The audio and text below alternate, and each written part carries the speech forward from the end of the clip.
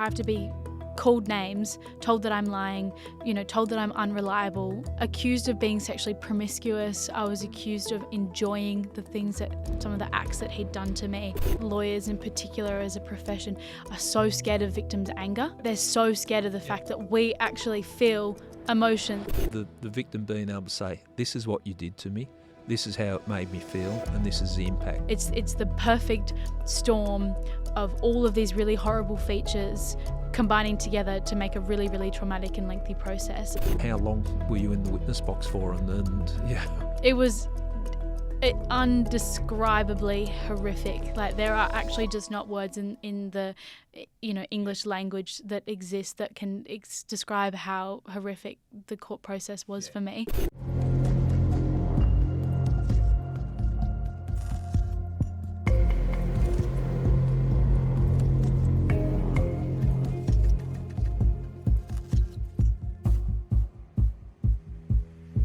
Welcome back to part 2 of my chat with Anna Coutts-Trotter. In part 1, we discussed the emotional and physical abuse Anna suffered as a 15-year-old schoolgirl by her boyfriend.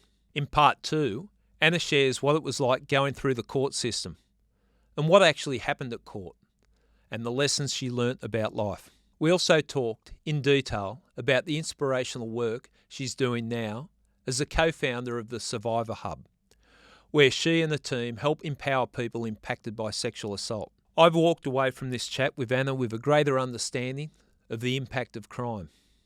And I've got to say, quite inspired by the work that she's doing. Have a listen to what she's got to say. I think you will be too. Anna Coutts-Trotter, welcome back to part 2 of I Catch Killers. Thanks for having me. Well, I'm going to ask a favour, and I don't normally ask favours on the podcast, but can you put in a good word to your father about coming on the podcast? Yeah, I will. Like, I've followed his career, and I think it's fascinating. And the people that don't know of your father, his backstory is that he spent 3 years in prison, and I think he's a poster boy for make mistakes, change your life, and rehabilitation, but we shouldn't be judged by one thing that happens in life. Yeah. And Dad always says, he's always said this to me forever, and it's not his quote, but he always says, we should never judge somebody by the worst thing they ever did. Yeah. And I've taken that with me through everything, through my social work and through people that I meet and when I'm wronged and things like that. Well, for what it's worth, I've watched the way he's answered questions about he's why he was in prison, and it related to drugs when he was very young, and that he certainly redeemed himself, and I think he's a great story, and the high up in the public servant and the roles that he's had, and the criticism, the naysayers come out and say, oh, well, what's he doing there? And the amount of people that support him and the type of work he's done, I think it's a fascinating story. So, can you put in a little word for me? Yes, I will. Okay, because I've looked for years at getting him on, so that would be great. Anyway, back to what we're talking about. In part 1, you told us you gave us an understanding of what happened with the relationship with the person you were seeing from a 15-year-old and the abuse that you suffered at this person's hands. You've told your parents about it, and then there was the reason that you went to the police, and the police had got in contact with you in relation to another matter, but it sort of escalated from there. Then we just touched on the court matter and, going through court. And you also made reference to the fact that the healing process took years, because a lot of that time was dealt with after you've provided statements to the police and reported the crimes against you. The court process takes so long. Do you want to tell us about the court process? Yeah. So I reported pretty soon after having left him for the last time. Mm-hmm. And I, like probably most people who have no experience in legal systems and court processes, thought, it might be like a few months. The police will obviously have to investigate. They'll gather it all up. They'll give it to a lawyer. The lawyer will have it in court. Might take a week or two, something like that. Wrap it up, done. It'll take under a year for sure. Not the reality, is it? No. I think it took almost 2 years just to get to court. Yep. And which is quick. That's actually very quick. I know that I'm lucky Yeah. for it being 2 years. And then it was in court for a month, maybe a little bit longer, and then he appealed the one guilty verdict. Yep. Which meant we had to go back to court. And the judges had to make a decision for I think it was a few months, at least 6 months or something like that. And then they came their decision, which was the appeal was not successful. Yep. And the conviction was upheld. And then we were worried that he might try and appeal it again to a higher court, but thankfully he wasn't allowed to. Yeah. Or didn't. I don't know if it was because he wasn't allowed, but he wouldn't have been allowed anyway. And that whole entire process was at least 3 years, could have been close to 4 or 5 or something like that by the very end of it. Like I was at university the whole, I'd done half my degree by the time I was done in court, which is pretty crazy. Well, I got a sense of your thoughts of the court process. I went through the transcripts when you gave evidence at the Royal Commission into Domestic, Family and Sexual Violence in South Australia. And you were asked a question when you were giving evidence at the Royal Commission. You were asked about whether the criminal justice process present a barrier to recovery from domestic, family and sexual violence. And this is how you answered it.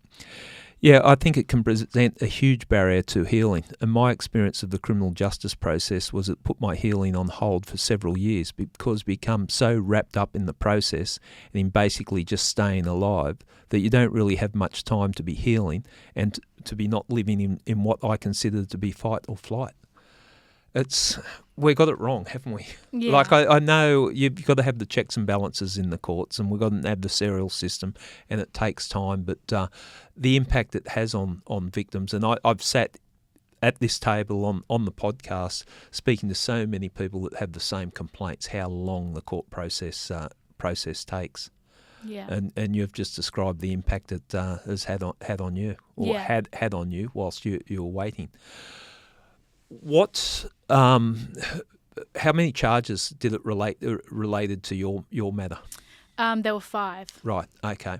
And my understanding, I'm just basing this on what I've read, that he was convicted of one of the offences, a serious assault from your complaints. Giving evidence at court, how was that, and how long were you in the witness box for? And yeah. I see you smile. Yeah. I don't think it's smile of happiness. I'm thinking it's smile of. Yeah. It was a nightmare. It was undescribably horrific. Like there are actually just not words in the English language that exist that can describe how horrific the court process was for me. I gave evidence over a series of days. I can't remember now. It was at least 3 days. But it also included we had a Friday off, I think, because the judge had another matter. Yep. So we had a Friday off and then a weekend, and then came back on the Monday. Yeah. So I think it was 3 days that week, and then a 3-day weekend, and then back for more evidence. Yeah. So I was you can imagine what that weekend's like. Like I didn't get out of bed. Yeah. I didn't eat. I was really lucky at that time to managed to eat one almond. Like Mum was like, okay, let's think of something small and we'll fill you up. And she was like, some almonds, like some nuts, and like I would eat an almond and I would feel sick immediately. And I was trying to drink like water. I could hardly manage anything. I just couldn't. I couldn't get out of bed. And that reaction, like emotional and physically, just what was it about court that traumatised you so much?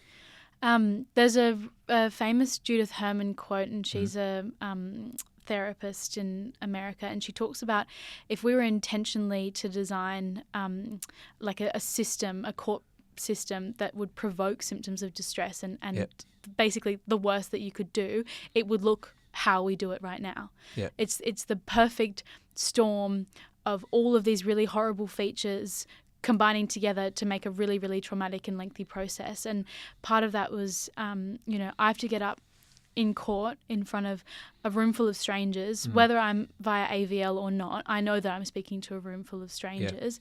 I have to tell them about the worst things that ever happened to me. And then I have to be called names, told that I'm lying, told that I'm unreliable, I was accused of being sexually promiscuous. I was accused of enjoying the things some of the acts that he'd done to me. I was asked what I was wearing. I was told it couldn't have happened. It's impossible that it would have happened. I was told that I wanted it, that I enjoyed it. Like, it was just completely torn down, basically like bearing my soul. It's what it feels like. You're sharing something that I hadn't told anybody else. I hadn't told my parents this level of detail. The only people who knew that were the police that took my statement. The one police officer who took my statement, who was a woman as well. And then all of a sudden I'm telling all of these people in a courtroom, and the person who's advanced against me is sitting there. It's just horrific, and it went for so many days, and you have to be so completely on top of everything that you say. And there was one thing where I had to count something. There was I don't want to say too much, but I had to count something, and I got it wrong. I thought there were like 30 of them, but there were 9 of them. And it's it's a feature of a house. Like, it's just something that you don't even think about. And it would be like if I asked you exactly how many meters tall is your door or something like that, right? Nobody could answer that. Or draw the pattern of the carpet that you have at home. I couldn't even do that, because even though I look at it every day, so I'm not thinking about it. And then you come up and they go, "Are you sure about this, Miss Coutts-Trotter?" Well, yes, to the best of my recollection. Well, this photo here shows you that you're a liar and that you've deliberately lied about this. I'm hearing you, and I'm just it's triggering me.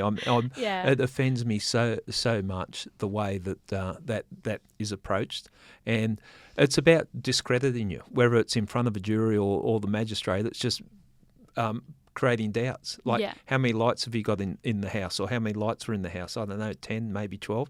Well, you said 10. Is it 10 or 12? That type of And we show stuff. you it's actually 15, so you must be a liar. I know you're looking at the court system, and because of your experience, you look at it. But we've got the adversarial system, but we've got it wrong in some way, isn't it? It's just it's not about a search for the truth. It's about who can perform better. And there is a theatre about the courts.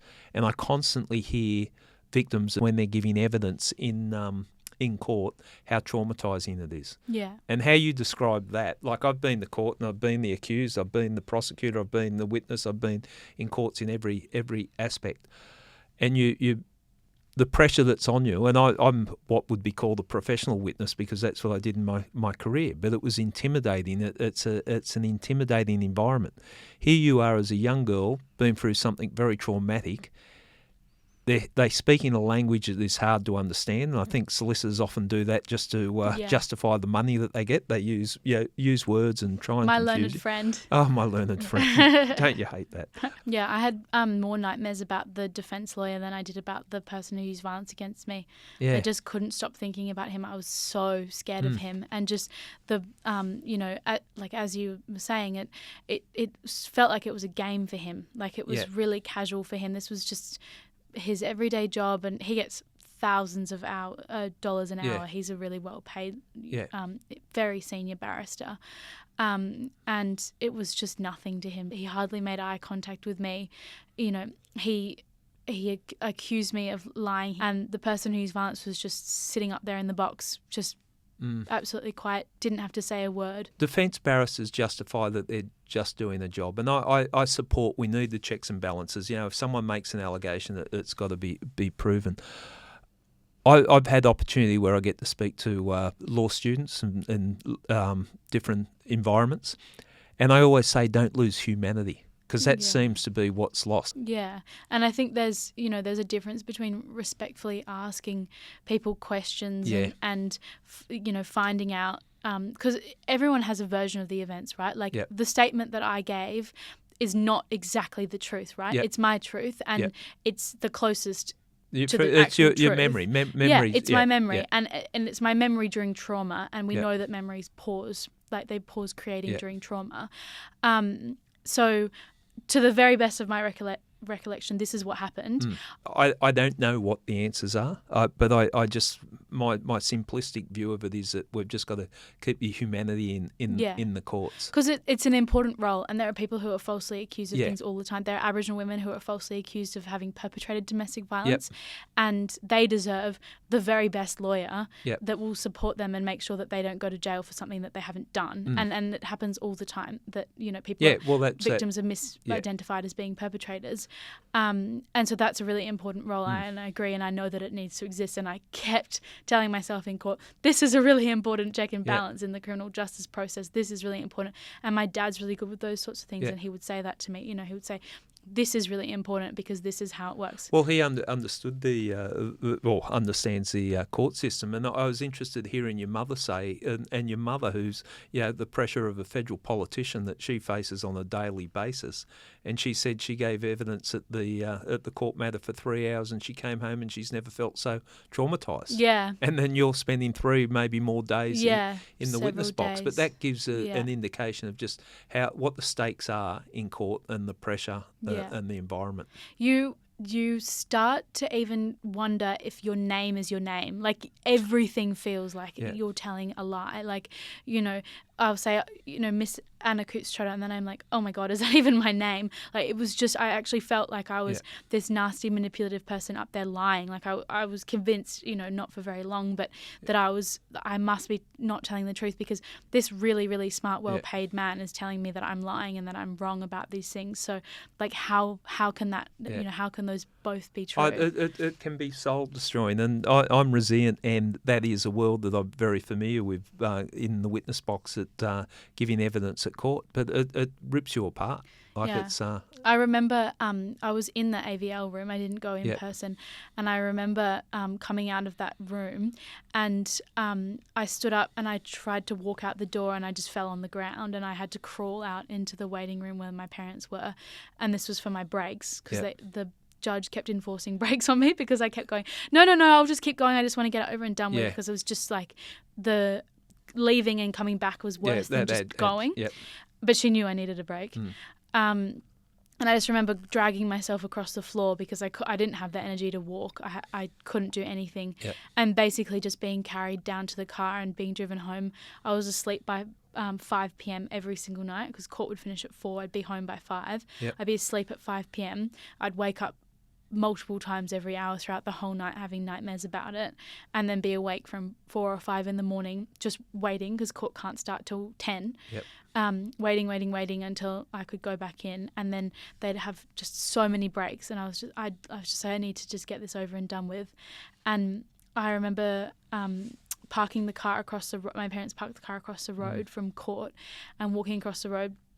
And I would walk really quickly, and I would hope that I would get hit by a car, because I thought if I got hit by a car, I wouldn't have to go in and give evidence. I was really hoping that something would happen and I wouldn't have to go through it again. Look, I appreciate you being so honest and open, and talking about going home and going to sleep. I'll say I've had days in court when I get home, I lay on the lounge and I don't get off the lounge. It's just that draining and that exhausting that I've got nothing left. So I understand what you're going through.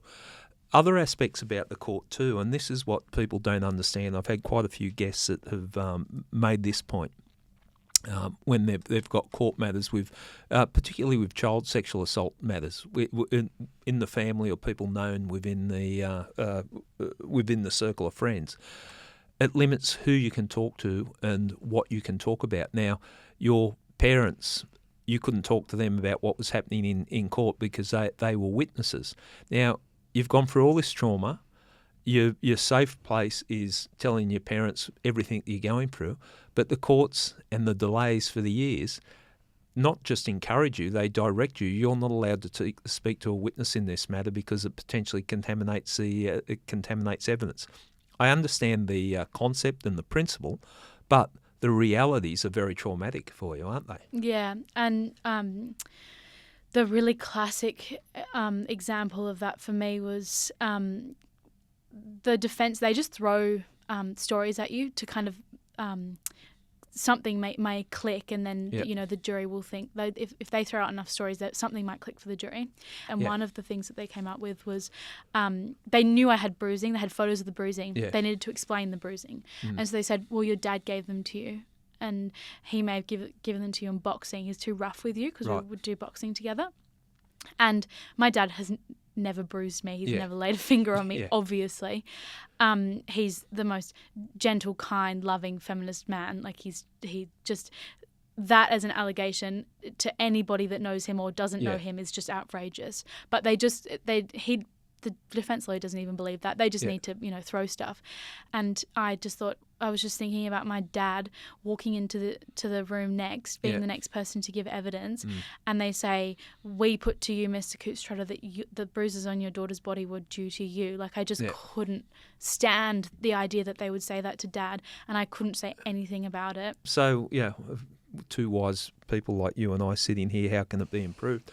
I think the delay in justice is a big thing. Like the perception is that you report a matter to the police, it'll get investigated, and the determination will be at courts. So maybe we need to speed that up. But there's failings. I hear a lot of even the police process, like police not contacting complainants for months and months and months. Just no news, and then they ring up the station. They say, "Oh, well, they're on leave." And okay, well, they didn't tell me that they were on leave. When are they going to tell me what's happening? And like, it's just every single step of the process is lengthy. Like it starts with investigation. The police may decide not to press charges, but they may have held on to it for months before they make that decision. And then going to court, and then that takes months and months for the prosecution lawyers to take on the case, read through everything. They go back to the police. They say, "Can you ask some more questions about this?" And there's all these things that have to happen. Then they've got to get a court date, and that could be a year or longer in advance. And then court takes ages, and then it only needs one hiccup that someone's not available, or then it gets put back in the list. I had a juror who had COVID or something like that. That extended it. Like, all of these things, they take so long, and then even if you're really lucky and you do get a verdict, a conviction, a guilty verdict. I mean. They always put notice into appeal because they've only got 30 days to do that. So they almost all of them will do that just in case, and then they look at their chances. And so then you've got to wait even more. And then they decide whether they put in that appeal or not. That could also take a really long time. And then I've had matters where it goes over that time and they still are allowed to appeal. They appeal against not being able to appeal, and they end up dragging matters on. One thing you mentioned there, and I think it's important talking to someone that's experienced contact with police, and I say this when I was in the police, I felt like I did this to the best of my ability, keeping victims of crime informed on what's going on, because that seems to be, and people reach out to me and we've reported this matter to police and I've got no feedback, they're not providing feedback.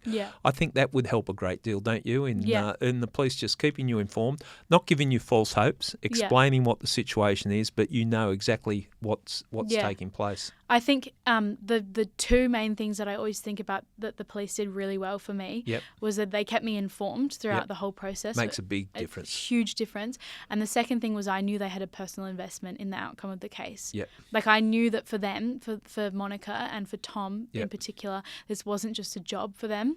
And that completely changed for me how it felt to go through the court process. When you're dealing with crimes of this nature, and I get shouted down a lot, and people say, well, you shouldn't make it personal, but I think you have to, if I came to report a crime, a horrific crime to the cops, I'd want them to go hard. That's what you expect the police to do, and there's different types of crime and different roles in the police, but if you're a victim-based area of policing, you should have to, not have to, you should want to, go passionately and to do your job. And it's not necessarily getting the conviction, but knowing that you're doing everything one way to find out where the truth lies and find out what happens. But I'm glad with all that you've been through, at least you got the experience dealing with the two good police officers. Because could you imagine the layer added onto this? And I've seen this with people involved in murder investigations where the investigation has been stuffed up or incompetent for whatever. Could you imagine the trauma that adds to what you were going through? I don't think I would have gone past a police process if it wasn't for Monica and Tom. I don't think I would have.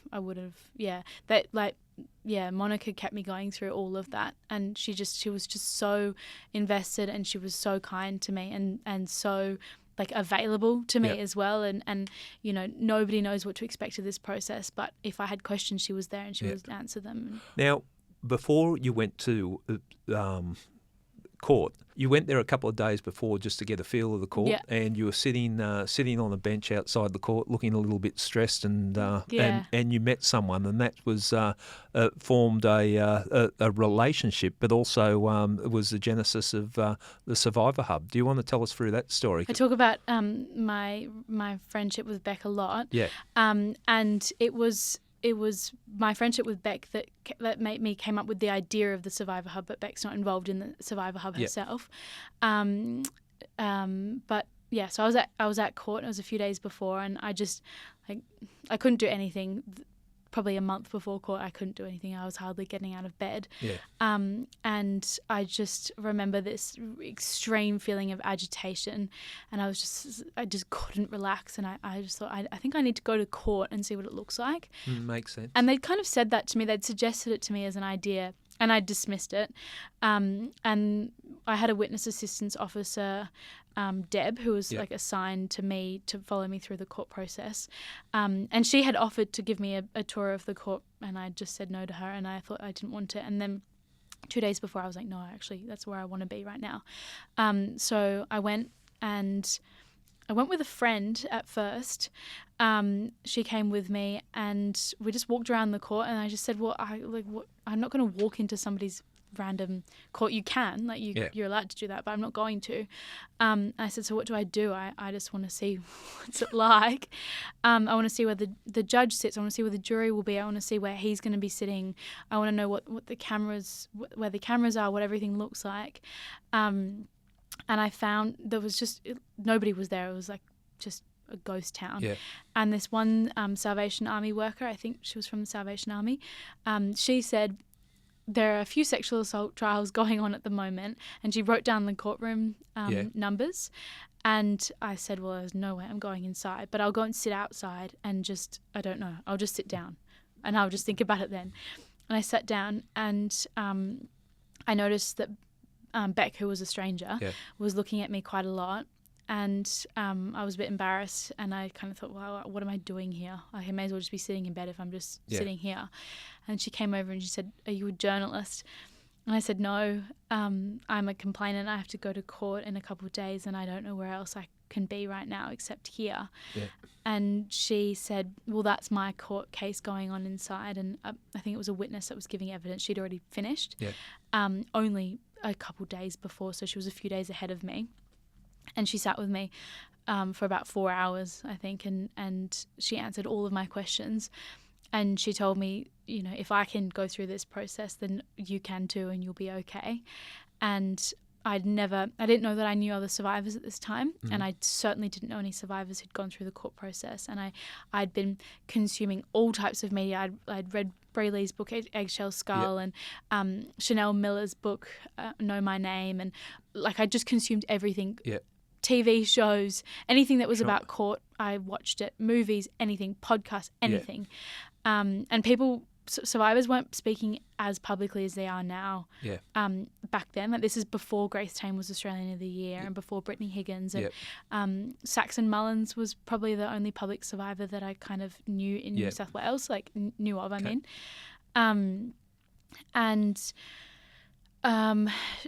from then, she would text me every morning, and she would send me videos, and I have all these little clips on my phone and of her just saying, you know, good morning, have something to eat, have a drink of water, you'll be okay, come find me at lunchtime. You know, she was just there.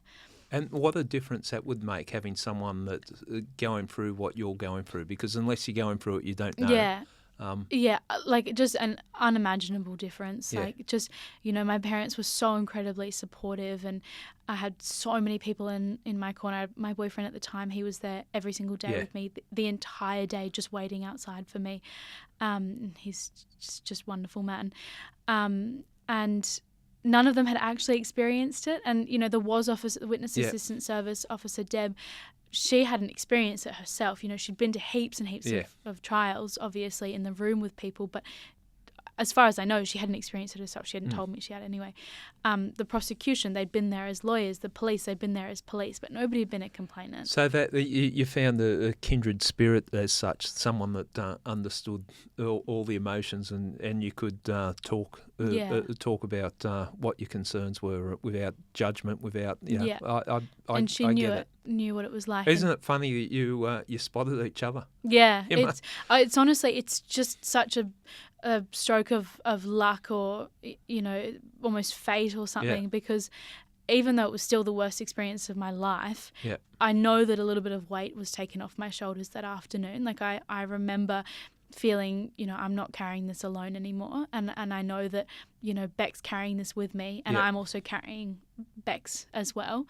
And I waited probably almost as desperately and anxiously for Beck's outcome as she did for her own, and she the same for me. Like, we were so invested in each other's, supporting each other. Yeah.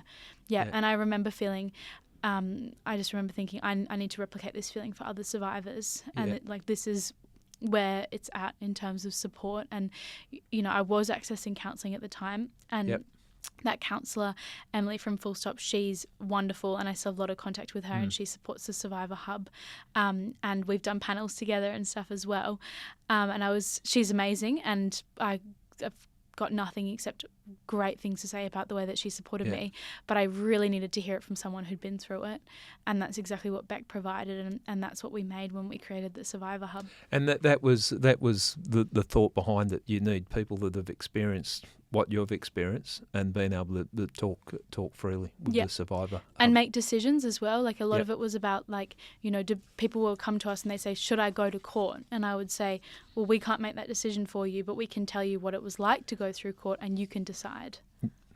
Things like that. Again, and I'm referring to comments you made at the Royal Commission, but you talk about some of the things that you talk about at the Survivor Hub, and I'll let you describe the Survivor Hub, but just in response to what's a Survivor Hub all about, this is what you said. Some of the common topics that we talk about would be things like navigating intimacy post-assault, friendships, fallouts from friendships, so people not being believed, disclosures, whether that to be partners or parents or workplace, things like that, the court and reporting processes, types of therapy, new relations, things like telling parents. These are things you don't even think about. It must be good to have a group of people that you can sit down and discuss all that. Yeah, and I think, it doesn't matter how supportive the people are in your life, and I'm very lucky to, obviously, very privileged to have really, really supportive people in my life, my parents and my friends and everybody. There's a feeling that is completely unmatched about being in a room with other survivors and knowing I don't need to explain the basics at all here.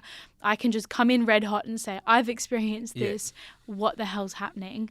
And people will go, oh, well, so have I. And I think this about it. And then you can go, oh yeah, I think that probably makes, that resonates with me. Or it might not, but it might also give you clarity about why, something's happened. For a lot of people, it's things that they've held on to for a very long time. And we have survivors of child sexual abuse who come as adults in their 50s and 60s in some places, in like some meetup locations, and they've held on to it for their whole life.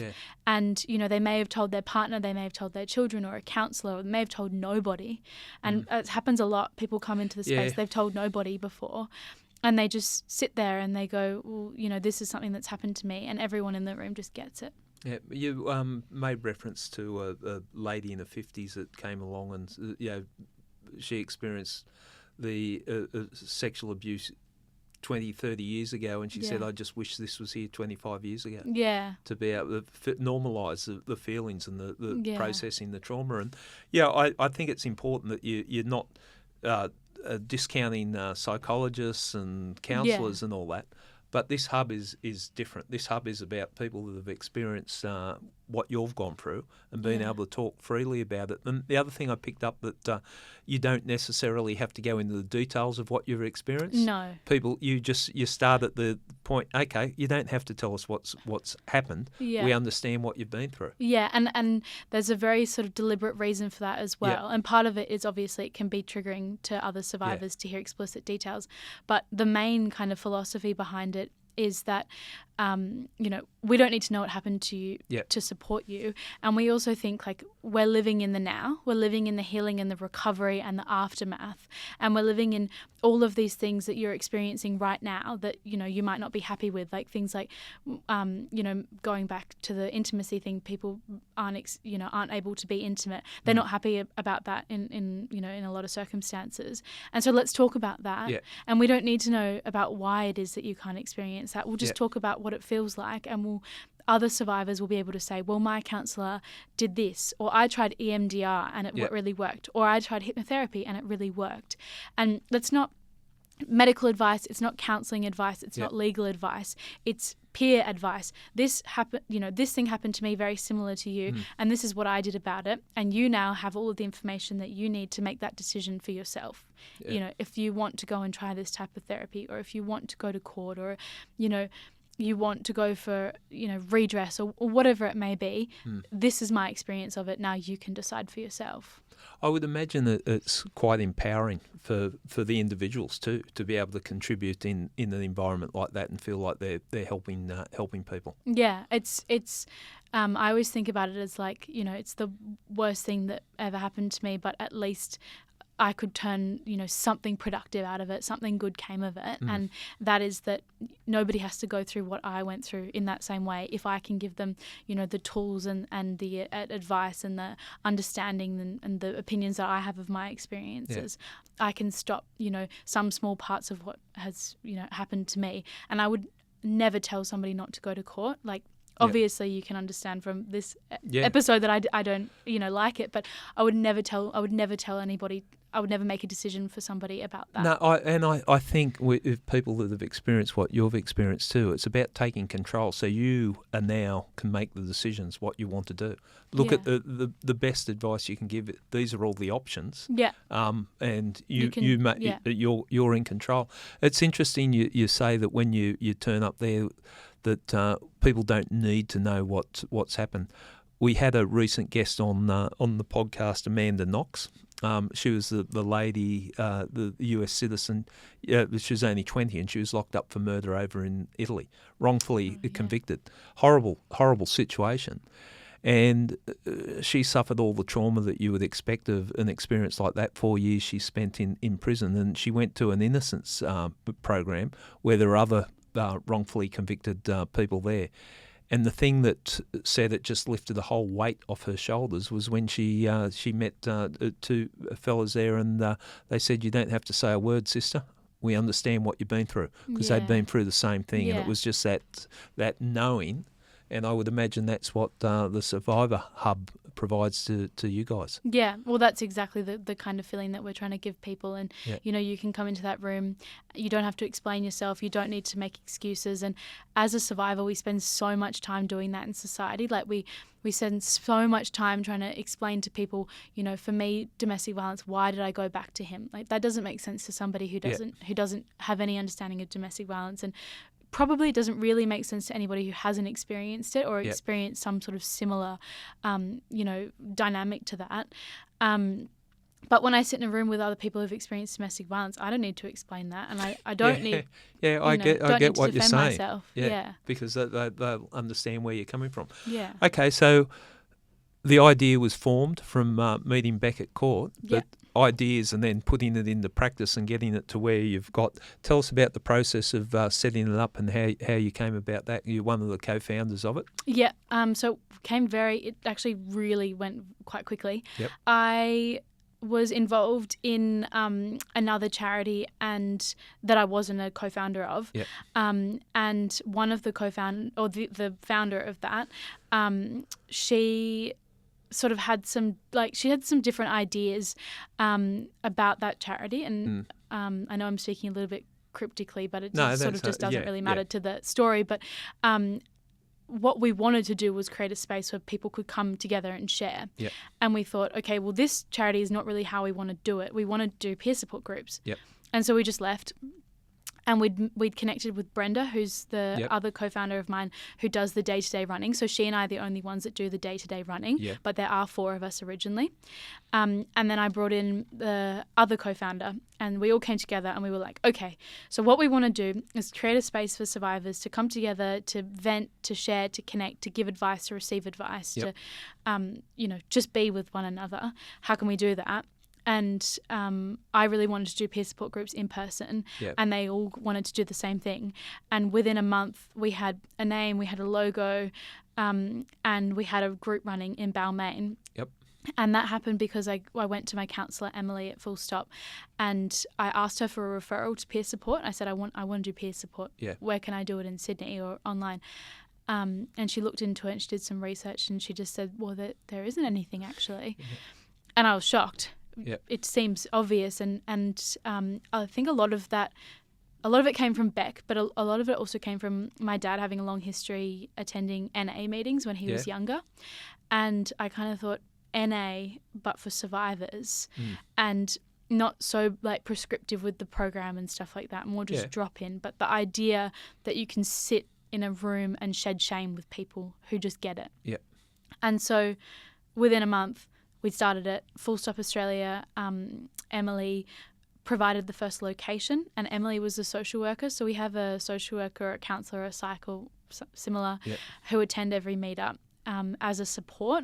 They don't talk in the meetup, so they can interact and things, but they don't run it, and we're really clear about that. They don't run it unless they're a survivor. Yeah. And that's an important thing that a lot of people wouldn't quite understand, but I understand the subtleties of making sure it doesn't become like a counselling service or sitting down with a psychologist.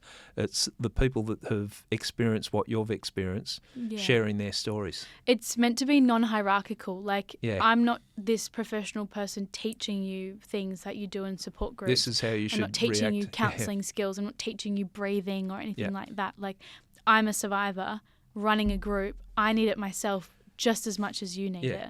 It's non-hierarchical. And you made reference to NA and the AA, all that type of stuff, which is very similar in the way that they go about their business as well. Yeah, and a lot of the people that I talked to really early days about the Survivor Hub are people who are still in the program, and I talked to them for advice, and I said, I want to start this for survivors of sexual violence, and what are the principles of NA and AA that I can use to create the space? Like, these meetups are really, really well thought through. We have spent so many years adjusting and perfecting and thinking, and every word that we use in our run sheets and our group expectations are incredibly thought through. And we use that. We're all survivors, so only survivors have created those materials and done those run sheets and things. But I'm also a social worker. I was a social work student at the time, and I was talking to my teachers about it. I was talking to getting all the so many other survivors about it. Like, it's very, very, very thought through. It's very intentional from the very beginning, because we want to create a space that's a space for survivors to come together as a community, and we want to be accountable to that, and to always create a safe space, and be ongoing and have trauma-informed principles and things like that.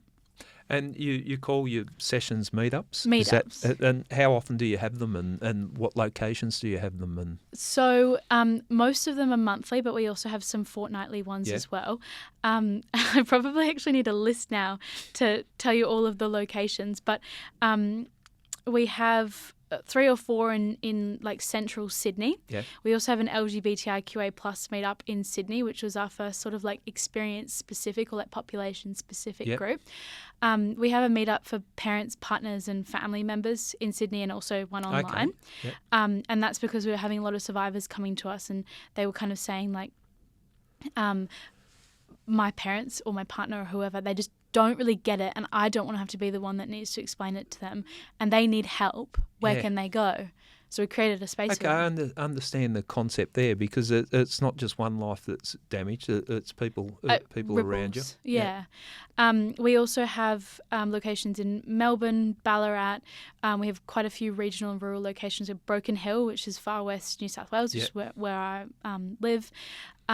We've got Byron Bay. We have Gold Coast, Brisbane, Perth, Canberra, Hobart.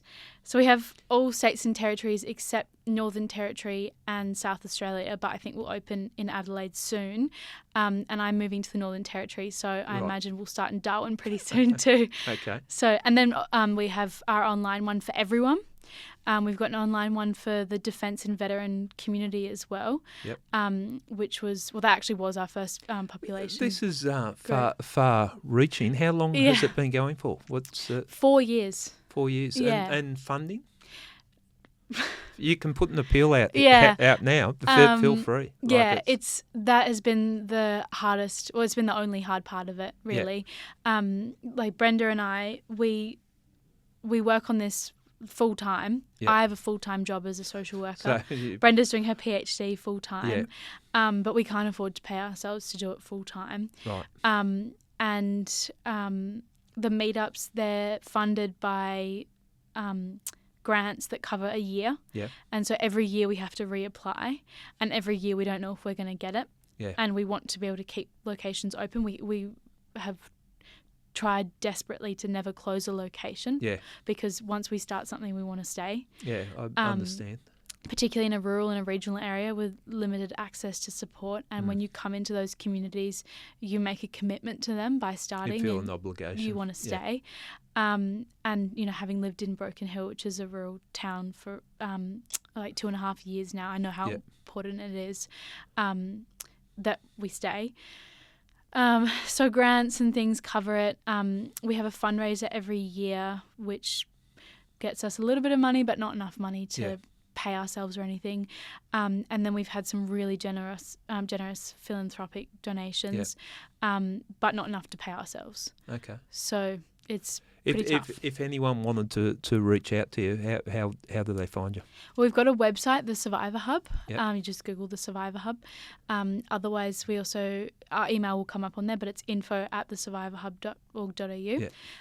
People also contact us through social media, often Instagram or Facebook, things like that. But yeah, we get a lot of emails every day. It's pretty much a full-time job just responding to emails. Like, a lot of survivors reach out to us. How many people have been involved in the program over the years, just roughly? Participants? Yeah. Thousands. Yeah. Yeah, at least... so we have 1,500 sign-ups every year at the moment. Wow. That's sign-ups, so that means that some people will come back. So it's not fully that. And it also means that sometimes people sign up and they don't come, they're not ready or whatever reason. But easily thousands. And then we have a Facebook group which is really popular that has, I can't remember off the top of my head, but thousands of people on it. And they're survivors asking each other for advice and venting in the same way that you would in a meetup, but they can do it anonymously. Yeah, it's giving them the control, isn't it? Yeah. It's being able to control what they do. That's amazing that you've found purpose with that. And it seems, in the way you've explained it, it seems like a no-brainer. Yeah. Something that's needed. So good on you. That was kind of the shock about it. Like, how is it that in 2021 we were the first people to start a free peer support space for survivors of sexual violence? Like, you know, there are other people who do similar work. There's Craig Cashmore Hughes from Survivors and Mates Support Network, Samson, and he runs, his organisation runs peer support groups for male survivors of child sexual abuse. So that's kind of similar, and it's a bit more programmed, and then they do have drop-in sessions as well. But we started to meet up a space for any survivor older than 16, and it didn't exist at the time, which is just quite shocking. When you've explained it and thinking about it, how did we miss that? I know, like, we had victims of homicide set up 30 years ago or more, because there was people that wanted shared experiences and so they could understand what's gone on. Yeah. We touched on it, but the impact it has on your family, and you've talked about Survivor Hub has a meet up for family members. Yeah. What was the impact it had on your family? What you've been through? Like we've heard from your perspective, but they obviously love you and care for you. What was the impact that it had on your family? Yeah. It was a huge impact. I think probably most obviously around court, because I couldn't hide the impacts on me around that time.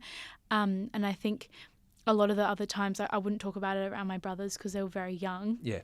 But court was pretty unavoidable. Like, it was all I was thinking about. I was living and breathing court. Yeah. I wasn't eating at the table with my family for dinner because I couldn't eat. I was asleep by 5 p.m. Like, it's impossible for people not to notice. And I remember my youngest brother, Louis, he's 10 years younger than me, almost 10 years younger than me. I remember the impacts on him being really huge, particularly around court, because, you know, he was like 7 or 8 years old, and he knew that his sister had been really badly hurt by somebody, and he didn't know the details because he was too young and we didn't want to talk to him about it. And he could see me unable to eat, you know, wasting away in front of him. Pick up on it. Yeah, and I remember him, both of my brothers, having their own feelings of like guilt and shame for not being able to protect me. Which is just so incredibly heartbreaking because, you know, the only person who's at fault for having used violence against me is the person who chose to use violence against me. And then there's, you know, my baby brother. He was 5 when he would have met my ex, who thinks he's somehow, you know, got some responsibility in having to have, you know, protected me. And my parents obviously as well, the same thing, like, how could this happen to our baby girl in front of us? And but I think, particularly heartbreaking for me to think about it for my younger brothers. Looking back, if there's young girls going through what you're going, or young boys for that matter, what are some of the things? What advice would you give to if someone came and said, "Look, I'm in this situation"? What advice would you give? Or would you just say these are the things you got to look out for? Yeah, it's a really hard one because I mean I do that for work. Like, I have a lot of people who are currently experiencing domestic violence that I work with, and people need to come to the realisation themselves. Okay. And you can give them all of the tools and information and advice, but people will continue going back until they're ready to not go back anymore. Yes. And, you know, sometimes you really worry about, like, when there's children involved and things like that, and that's been something that I deal with at work quite a lot. But, you know, all I can kind of do is put a seed of doubt into people's minds and keep, you know, consistently trying to put that seed of doubt into their mind that, you know, maybe this relationship isn't right. And all I can do is hope that they'll be able to make that decision themselves. And I think a really important thing when you're supporting someone who's experienced domestic violence is that consistency. And so, you know, you're going to be frustrated. It's an inevitability of supporting someone who will just continue to go back to someone that you know is not good enough for them. But I will always, like I've said to my friends, I've had the experience many times. I've said to my friends, you know, I don't think he's good enough for you, and I worry about you. And sometimes I've had to really, like, I'm really worried about you. But I know that you're not going to leave until you're ready, and I'm going to be here when you're ready. Okay, well that's good, because I think part of the concern in leaving relationships is you don't know what's on the other side. Yeah. And if you've got a friend or family member or someone saying, "Look, when the time comes, I'm here for you," just that type of commentary might be of great comfort. And it's also really embarrassing, like, being the person that goes back. You know, like, I was embarrassed. I knew I deserved better towards the end, and I was embarrassed, and I didn't want to tell people about it. And so to know that there was someone, like, for me, it was going to be my parents and all my friends, you know, they were there in their own way, that they'd forgive me for being a bit of an idiot and going back to him heaps of times.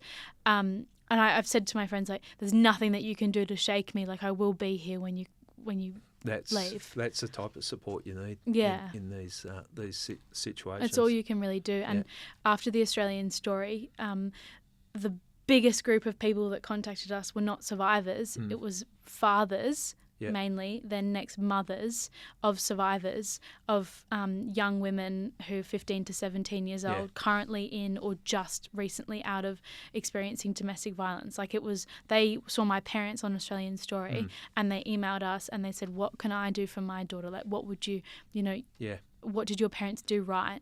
Because there's all these people that are watching it happen and they just want to know how to be good supportive parents. Well, that's the benefits and an important part of you guys speaking out. And when I say you guys, because your family, your parents have spoken out as well. Yeah. But and it's something. It was almost like the unspoken thing that was happening, domestic violence in young teenagers. Yeah, and it's so common. Like, really was thousands of emails that we still get emails now. And like there was someone recently who emailed from South Africa. I don't even know how she got who watches Australian Story in South Africa, but she emailed and then she started coming to our online meetups, I think, because there wasn't anything like that. And here she is seeing her story or something similar to her story represented in media.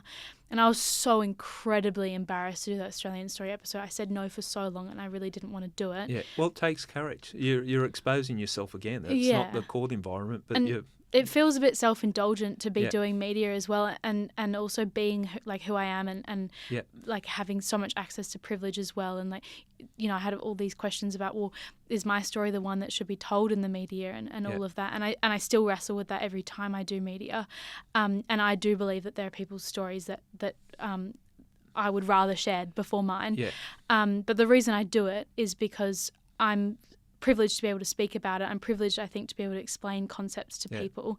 And I want to be able to use that privilege for good and to speak publicly.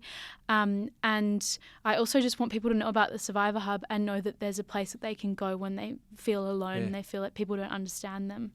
Well, look, from my point of view, you don't have to justify why you've done any of that. I think it's so impressive. I really do. The fact that the simplest thing for you to be would have been to walk away from all this and just go, okay, that was in the past. I don't even want to talk about it. So you are doing good. I think your dad summed it up nicely where he said, from a terrible thing that's happened, there's some good that's come out of it. And the good being that you're bringing some public attention to it and what you're doing with the Survivor Hub. And, you've been a champion for social justice right from the start with saving South Sydney Rugby League Club. How old were you? 18 months, dressed in a South jersey. So look at you, and you're still continuing. I was going to talk about restorative justice. It's a topic in itself, and I heard that conference you were coordinating and experts talking about in regards to sexual assaults and how that can be empowering too. What's your thoughts on that restorative justice space? Yeah, Thea Deacon Greenwood came to us from Transforming Justice Australia, and they do restorative justice work, and I didn't know anything about it. And I did have a friend who'd attempted to go through restorative justice, and the person who used violence against her declined, and so she couldn't go any further, which I have a huge issue with, because how can you say no to someone who you've caused harm to? But that was through through a formal process, not through Transforming Justice Australia. But I was really interested in the idea because court didn't work for me. And I knew that court didn't work for everyone I'd spoken to. Really, I don't know if there's anybody who has worked for. And even when you get a guilty verdict, people will say they don't feel a sense of justice from that. They may feel a small shred of relief, but they don't really feel justice. That's what I keep being told. Quite often still feel violated from what they went through in court. And they never get custodial sentences, and a lot of people don't even want custodial sentences. Like, there's some statistic that more than 80%, it's probably way higher, don't want custodial sentences. I think restorative justice, and it's such a complex issue, and each case is different, and each crime is different, but it's basically making people accountable for their actions. And I think there is some space in it, and if you've been just picking subject to sexual assault or sexual abuse, it might be quite empowering to be able to tell that person what the impact it's had. Yeah. Other people, it'd be the last thing they want to do, and I respect that. Yeah. But it's something that we should look at. We should explore all options. Yeah, I never kind of went through that court process wanting him to be punished. Yeah. Like in some sense you think, you know, you need to be held accountable because you've caused me harm. But it wasn't really like, oh, I'm going into this because I want him to go to jail. It was never really about that. It was just, I want him to know that this is bad and that he can't do this to other people and that this has really, really hurt me. And restorative justice can give you that, but the traditional legal process can't. Yes. In my opinion anyway. And, you know, I think I have a lot of kind of questions about restorative justice. Like, I don't think it's a perfect process. Like, I'm not really going to say, you know, abolish courts and do that instead. It wouldn't work. And, you know, to some extent, I do believe that we should just abolish it and just like rebuild it and do that in a big way with, you know, a lot of consultation, a lot of survivors and things like that. But for right now, there are some kind of problems. I feel like some people could be manipulated into the process. So for people who may have been harmed by a family member, other family members might say, don't take him to court, let's do this restorative justice. Yeah. He can say sorry and we'll have it over and done with. And they do have checks and balances on that so that it doesn't happen. But it still can happen. And people, there's, you know, problems with the legal process as well. So I'm not saying that it's, you know, it's either or, it's better there. It's not better there. So I do have a lot of questions about it. I'm not like a 100% diehard advocate for it, but I'm very interested in it. And I think that I can imagine that it would be a really, really beneficial process to a lot of people. I think if I'd known what court would have been like and I'd been offered to choose between the two, I would have just picked the restorative justice. And you know, there was a time probably for 2 years after I last saw him, after I left him, where if he had just genuinely repented to me about what he'd done, I may have just been able to kind of forgive him. Yeah. But then again, in domestic violence, and this is why they often don't use it for domestic violence, they do repent and they do show remorse and they do look like they're doing that. And sometimes maybe they are genuinely repentful or remorseful for a bit. And what would it have looked like for me to sit in a room with him saying whatever he needed to say, you know, sweet talk to get me to not take him to court? So I have questions. That's a difficult part with domestic violence offenders that they manipulate to start with. I do think they need accountability. I think society needs to turn on them and go, no, mate, that's not on. And blokes need to play a part in it, as in standing up against other blokes that they suspect have been involved in domestic violence, but just some form of accountability. That, it's acknowledging what they've done is not acceptable. Yeah, I think ultimately the most important part in all of this is survivors' agency and autonomy and choice. Yep. So, you know, if the legal process is something that they think they'll get something out of, go ahead and do it. If restorative justice is, go ahead and do it. Like, it really... Get the control back to the people that have been impacted upon. Yeah. Well, they brought in the victim impact statement for homicides. It would have been 20 years ago, and I was involved in the first homicide where it was used in court. And I thought that was the first time courts and the legal fraternity didn't like it. And I think it was the murder of Eileen Cantlay, and an elderly woman that was murdered and had a victim impact statement. And the courts were horrified. How dare someone offer an opinion on the impact this crime has had other than the courts? But it empowers people. It empowers the people that have been family members killed, the impact that it has. And it mightn't mean the psychopath that might be the killer mightn't have any impact. But there's some there with the victim being able to say, this is what you did to me, this is how it made me feel, and this is the impact, and let them sit with that. And I think courts and like lawyers in particular as a profession are so scared of victims' anger. Like, they're so scared of the fact that we actually feel emotions and anger and frustration and sadness and fear and whatever it may be in response to the fact that we've been harmed. And it's so hard for people to kind of like hold space for that emotion, like particularly that emotion, anger. Like, it's okay. You've been wronged. Someone has hurt you. Yeah. In my case, someone that I really loved or, thought I really loved, he has hurt me. It's okay to feel angry about that, but the legal system has no space for that kind of emotion. Yeah. And victim impact statements being brought in for homicide, like that was a really big deal, as you say, because it's bringing emotion into a process where you're not meant to be emotional. But how can you not be? Well, the legal system's there to support the society that's there to serve, and I think emotion does come into it, and that's the important thing. The thing that impresses me about what you've been through is that you're not coming across as bitter. I can tell that you enjoy life. You've got you can have a laugh and you're getting on with your life, and full credit to you too, like for turning a bad thing into giving you some purpose in life. And clearly your parents have brought you up with the right sense of social justice, and I think we're going to probably hear more about you. I don't think you're going to stop. You're leaving a big footprint in this world. My dad said to me around court, he said, your mind is like waterfront Point Piper, multi-million-dollar real estate. Don't let him live there. Don't let him live in there. Well, that's the advice your dad gave. Yeah. Oh, well done. He said, don't let him take up any of his space. Yeah. And I'm, when you're in court, it's unavoidable. That's going to happen for a bit.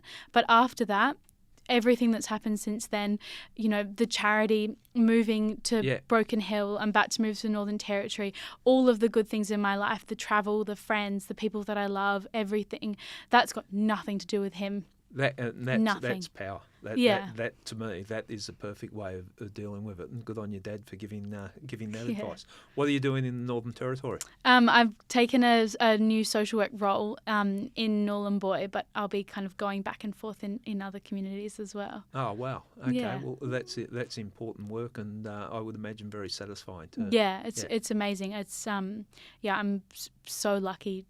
I love being a social worker. I love all of the clients that I get to meet, and I think Nhulunbuy is going to be a really cool new experience. Yeah. Well, good on you. Thanks so much for coming on the podcast. I've enjoyed the chat, and people that are listening to it, have a look at Survivor Hub and the work that they're doing. And I think you've really filled a space that needed to be filled. So thanks for having me. It's awesome. Cheers.